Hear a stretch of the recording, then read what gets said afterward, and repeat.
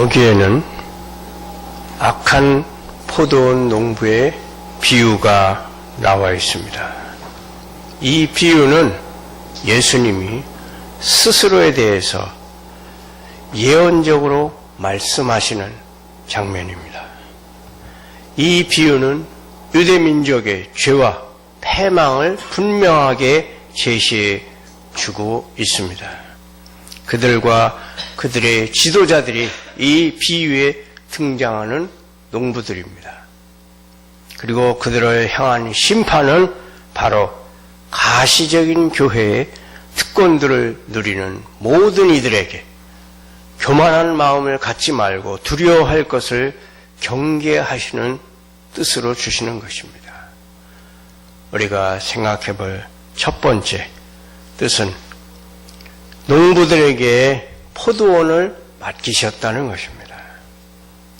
그들은 위대한 주인이신 하나님에게서 포도원을 맡아 경영하는 소장농들이었습니다. 하나님께서 자신을 위하여 이 세상에 교회를 세우셨습니다. 이 땅에 있는 하나님의 나라가 여기서 포도원의 비유가 됩니다. 하나님이 이 포도원을 만드셨습니다. 교회는 여호와께서 심으신 존재입니다. 교회를 세우는 것은 포도원을 만드는 것과 마찬가지로 그 자체가 상당한 희생과 보살핌이 요구되는 일입니다. 그것은 주의 오른손으로 지으셨고 극상품 포도나무, 귀한 포도나무가 심겨진 포도원입니다. 땅 그 자체에는 가시와 엉겅퀴밖에는 생산되지 않습니다. 포도나무는 반드시 심어야만 됩니다. 포도나무는 절대로 저절로 존재하지 않습니다. 또한 교회도 저절로 존재하지 않습니다. 교회가 존재한다는 것은 하나님의 특별한 은혜 덕분이요, 일부 사람들에게만 특별하게 자신을 드러낸 사실 덕분입니다. 하나님은 이 가시적 교회의 특권들을 유대민족에게, 특히 대제사장들과 장로들에게 맡기셨습니다. 하나님은 그들을 농부로 삼아 그들에게 그 교회를 맡기셨습니다. 유다 백성이 하나님을 알고 그의 이름을 높일 때에 하나님이 그들로 그의 백성이 되게 하며 그의 이름과 명예와 영광이 되게 하셨을 때, 또한 생명과 평강의 언약을 레위 지파와 세우실 때에 이 포도원이 그들에게 맡겨진 것입니다. 말라기 2장 5절은 이렇게 말씀합니다. 레위가 세운 나의 언약은 생명과 평강의 언약이라. 내가 이것을 그에게 준 것은 그로 경외하게 하려 함이라. 하나님께서 시내산에서 눈에 보이도록 나타나셔서 유대인 교회를 세우시고 그리고 거기서 사라지셨고, 그리하여 그 백성들은 더 이상 공개적인 이상 환상을 보지 못하고 기록된 말씀으로 만족해야 했습니다. 두 번째로 하나님께서 농부들에게 세를 기대하십니다. 10절입니다. 이것은 정당한 기대였습니다. 교회의 특권을 누리는 자들에게서 하나님께서는 그것에 합당한 열매를 찾으십니다. 그의 기대는 성급한 것이 아니었습니다. 이미 포도원에 많은 비용이 들어갔으나 하나님은 선불을 요구하지 않으셨고 열매를 거둘 때가 가까이 오기까지 기다리셨습니다. 또한 그 기대가 높지도 않았습니다. 그는 그들이 자기에게 와서 세를 낼 것을 요구하지 않았고, 그들이 소득이 적어서 세를 내지 못할 경우에 그들과 임대 계약을 파기하는 벌을 부과할 생각을 가지신 것도 아니었습니다. 그는 자기 종들을 농부들에게 보내어 그들의 의무와 또한 세를 지불할 날짜를 알리셨고, 그래야 그들이 열매를 거두고 정리하여 세를 낼 수 있도록 도우셨습니다. 이 종들은 구약의 선지자들입니다. 그들은 유대 백성들에게 보내심을 받아 그들을 책망하고 교훈하였습니다. 또한 그것은 힘든 일도 아니었습니다. 그는 그들이 마련할 수 있는 그 이상을 요구하지 않으셨고, 자신이 심어 놓으신 나무에서 그 열매 일부만을 요구하신 것입니다. 곧 유대 민족에게 주신 율법과 규례들을 준수하는 것이 그것이었습니다. 세 번째로 농부들이 사자들을 능욕했습니다. 10절에서 14절입니다. 그가 자기 종들을 농부들에게 보내셨으나 그들이 사자들을 능욕하였습니다. 하나님의 신실한 자들은 일반적으로 고난을 당하였습니다. 그들이 그 선지자를 모욕하고 멸시했을 뿐 아니라 그들을 가장 악질적인 악인들로 취급하여 그들을 때리고 죽이고 돌로 치기까지 했습니다. 유대인들은 예레미야를 때렸고 이사야를 죽였고 스가랴를 성전에서 돌로 쳐 죽였습니다.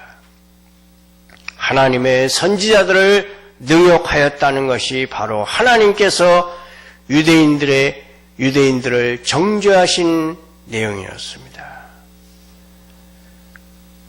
의대가 멸망한 그 원인을 역대하 기자는 이렇게 말합니다. 역대하 36장 16절은 이렇게 말합니다. 그의 백성이 하나님의 사신들을 비웃고 그의 말씀을 멸시하며 그의 선지자들을 욕하여 여호와의 진노를 그의 백성들에게 미치게 하여 회복할 수 없게 하였으므로 라고 말했습니다. 바로 유대가 멸망한 것은 바로 그 백성이 하나님의 사신을 비웃고 그 말씀을 멸시했기 때문이라고 말하였습니다. 그럼에도 하나님께서는 그들을 선대하시며 또한 참으셨습니다. 그는 처음보다 더 많은 종을 다시 보내셨습니다. 그러나 농부들은 계속해서 그들을 능욕하였습니다. 이제 마침내 그는 자기 아들을 보내셨습니다. 자기 아들을 보내는 일에서만큼 그 은혜가 풍성하게 드러난 적이 결코 없었습니다. 이 일은 다른 모든 일이 행해진 후에 이루어졌습니다. 그 일은 최후의 수단으로 행해진 것이었습니다. 아들을 능욕하는 것에서보다 죄악성이 더 심각하게 드러난 적이 없었습니다. 14절에 농부들이 그를 보고 서로 의논하여 이르되 이는 상속자니 죽이고 그 유산을 우리의 것으로 만들자. 그들이 그를 시기한 주된 요인은, 그리고 그들이 그를 미워하고 두려워한 주요한 요인은 백성들의 관심이 그에게로 향하여 있고 그에게 호산나 찬미를 부른다는 것이었습니다. 그러므로 그를 제거하면 백성들의 관심이 자연히 자기들에게로 돌아올 것으로 생각하였습니다. 그들은 로마인들에게서 백성을 구원하기 위하여 그가 반드시 죽어야 하는 것처럼 가장하였습니다. 그러나 메시아의 나라가 임하면 그들의 외식과 횡포가 개혁되게 될 것이니 그들은 그런 것들을 구하기 위해서 반드시 그를 죽여야 했던 것입니다. 네 번째로 심판입니다. 15절에서 18절입니다. 16절에 보면 그가 그 악한 자들을 진멸하실 것입니다. 그들의 최종적인 운명은 멸망입니다. 악을 행하고 잘되기를 기대해서는 안 됩니다. 이것은 유대인들에게 성취되었습니다.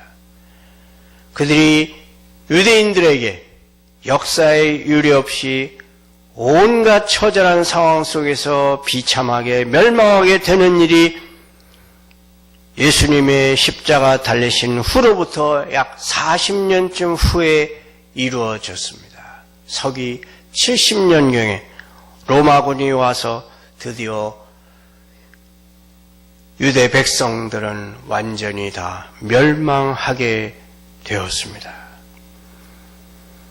예루살렘이 다 멸망당하고 그로부터 일부 강경파들은 다시 예루살렘을 탈출해서 마사다라고 하는 성체에 들어가서 다시 그곳에서 끝까지 사투를 벌였습니다.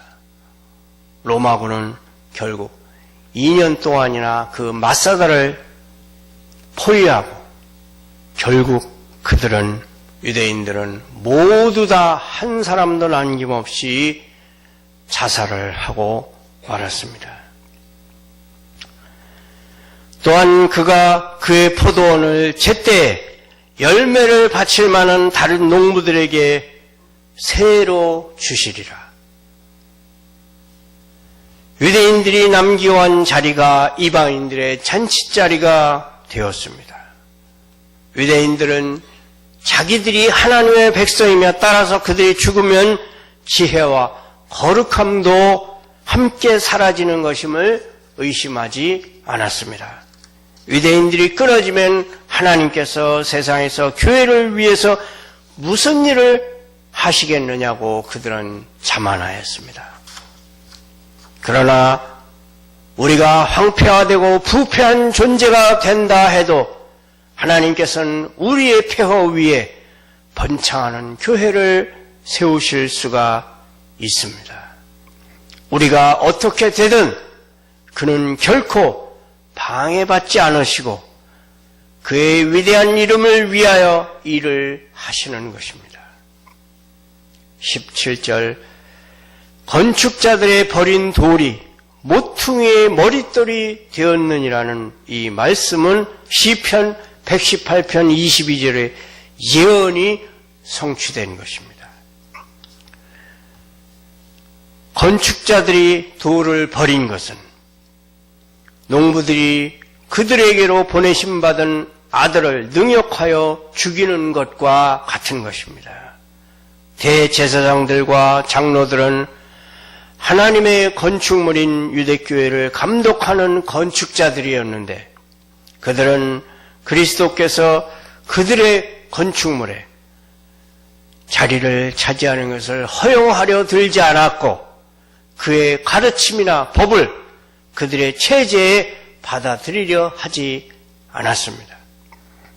그들은 그를 옆으로 제쳐도 사람들에게 밟히는 돌로만 사용되게 했습니다. 이 돌이 모퉁이의 머릿돌이 되고 기초석이 된 것은 포도원을 다른 사람들에게 새로 주는 것과 같습니다. 유대인들이 버린 그 돌, 그분을 이방인들이 영접하였고 그리하여 할례나 무할례나 차이가 없는 그 교회에서 그리스도께서 만유 안에 계시는 것입니다. 그가 복음 교회 위에 권위를 지니시며 영향을 미치시며 머리로서 그 교회를 다스리시고 머릿돌로서 그 교회를 하나 되게 하시는 것이야말로 그의 높아지심을 보여주는 위대한 증표들입니다. 예수님의 예언적 비유 가운데 자신의 죽음과 머릿돌이 됨을 선포하시는 것을 통해서 우리는 그분이 하나님의 아들이심을 확신하게 됩니다. 이 모든 일에 하나님의 손길이 있었습니다. 심지어 유대인 건축자들이 그를 버린 일도 하나님의 분명한 경륜과 예지로 이루어진 일이었습니다. 그가 그 일을 허용하셨고 감독하셨습니다. 18절에 무릇 이 돌 위에 떨어지는 자는 깨어지겠고 이 돌이 사람 위에 떨어지면 그를 가루로 만들어 흩으리라 하시니라. 이 돌은 예수 그리스도를 상징합니다. 우리는 여기서 두 종류의 패망을 보게 됩니다. 어떤 이들은 무지함으로 인하여 낮아지심의 상태에 계신 그리스도를 보고 걸려 넘어집니다. 십자가에 달린 그리스도를 보고 그 비참한 모습을 보고 걸려 넘어집니다. 건축자들이 이 돌을 땅에 버려도 그 돌이 땅에 놓여 있을 때 그들은 눈이 멀고 부주의해서 그 위에 걸려 넘어져 깨어질 것입니다. 그리고 그들이 돌에 걸려 넘어질 때 그 돌이 해를 받는 것이 아닙니다. 그들 자신이 해를 받게 되고 그들이 넘어지며 깨어지고 함정에 빠지는 것입니다. 죄인의 불신앙 그 자체가 그들의 패망이 되는 것입니다. 베드로전서 2장 7절은 이렇게 말씀합니다. 믿는 너희에게는 보배이나 믿지 아니하는 자에게는 건축자들이 버린 그 돌이 모퉁이의 머릿돌이 되고 또한 부딪히는 돌과 걸려 넘어지는 바위가 되었다 하였느니라. 그들이 말씀을 순종하지 아니함으로 넘어지나니 이는 그들을 이렇게 정하신 것이라. 또 어떤 이들은 악의를 갖고 그리스도를 대적합니다. 그 돌이 모퉁이의 머릿돌이 되어도 높아지신 상태에 계신 그리스도를 향하여 도전합니다.